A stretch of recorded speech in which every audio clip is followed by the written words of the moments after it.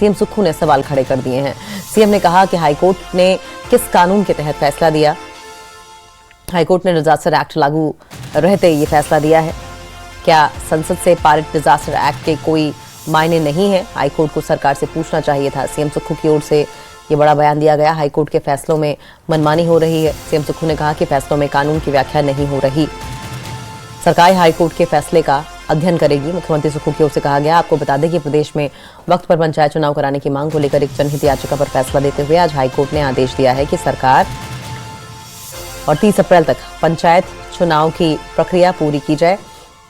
High court ने कहा कि पंचायती राज विभाग, चुनाव आयोग और राज्य सरकार आपस में बैठकर पंचायत चुनाव पर समय पर करवाने के लिए रणनीति बनाएं। 20 फरवरी से चुनाव की प्रक्रिया शुरू करें। 28 फरवरी तक वोटर लिस्ट और आरक्षण रोस्टर तैयार किया जाएगा और 30 अप्रैल से पहले मतदान सहित चुनाव की भी प्रक्रिया पूरी करें। आपको बता दें कि 30 जनवरी को हिमाचल में पंचायत प्रतिनिधियों का कार्यकाल पूरा हो रहा है, लेकिन सरकार ने आपदा से हुए नुकसान और वार्डों के सीमांकन का हवाला देते हुए 6 महीने की देरी से चुनाव कराने की बात कही थी, जिसके खिलाफ दायर जनहित याचिका पर आज हाईकोर्ट ने 30 अप्रैल तक चुनाव की प्रक्रिया पूरी करने के आदेश दिए थे, जिस पर सीएम ने सवाल उठाए हैं।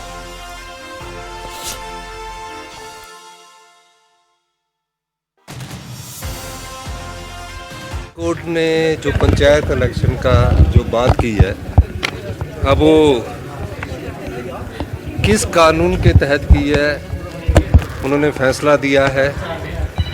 जब डिजास्टर एक्ट लगा है, इसका मतलब है कि डिजास्टर एक्ट इनफ्रक्चुअस हो गया है, उसके कोई मायने ही नहीं रहे हैं। अच्छा तो ये होता कि वो कहते कि सरकार से ये पूछते, और हम तो खुद ही चाहते कि अप्रैल या मई में चुनाव हो, बच्चों के पेपर ख़त्म हो।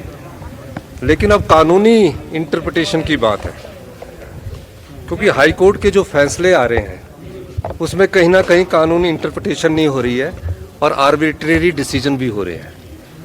मेरा ये मानना है कि डिजास्टर एक्ट लगा है, उस एक्ट के तहत कोई भी चीज़ जो घटित होती है उसमें सब चीज़ों की संभावनाओं को देखकर आगे बढ़ना पड़ता है।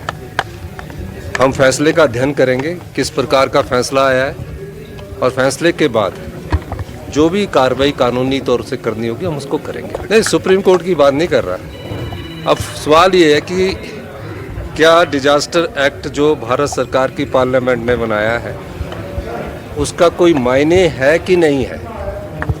पंचायत चुनावों से संबंधित नहीं है ये। जो डिजास्टर एक्ट इम्पोज किया गया है, क्या उसका कुछ मायने है? एक कानून का मायने है कि नहीं है? उस संभावनाओं को हम तलाशेंगे, क्योंकि ये हम चाहते हैं कि जो पंचायत चुनाव है, पंचायतें अभी कार्य कर रही है, और पंचायत चुनावों में कभी भी अगर आप जनवरी में चुनाव करते तो जो दिसंबर में चुनाव होते थे तो शिमला के एरिया में तब बर्फ़ पड़ जाती थी, स्कूल बंद हो जाते थे, लेकिन निचले क्षेत्र में स्कूल नहीं बंद होते थे। अब उसमें 30 अप्रैल को उन्होंने कहा है, तो उस सारी चीज़ का अध्ययन करेंगे। लेकिन सबसे बड़ी बात यह है कि डिजास्टर एक्ट के मायने क्या रह गए, इसकी इंटरप्रिटेशन हम हाई कोर्ट से जाकर पूछेंगे कि इसकी इंटरप्रिटेशन क्या है। और पंचायत चुनाव पर आए फैसले को लेकर सीएम सुक्खू ने जो बयान दिया उसे प्रदेश के पूर्व मुख्यमंत्री जयराम ठाकुर ने हास्यास्पद बताया और न्यायालय के फैसले का बीजेपी ने स्वागत किया।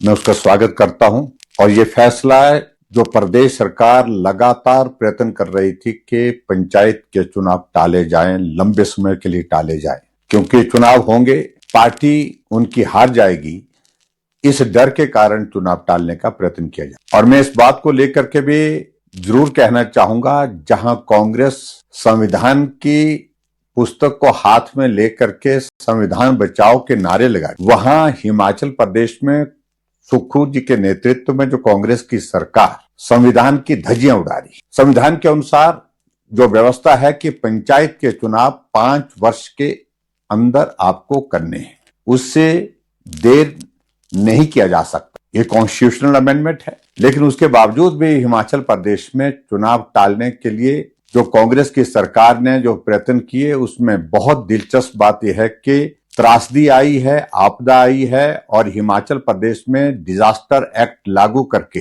ये एक बहाना ढूंढा गया ताकि चुनाव किसी तरह से टाले जा सके। चलिए 100 गांव 100 खबरों पर नजर डालते हैं। महबूब मुफ्ती ने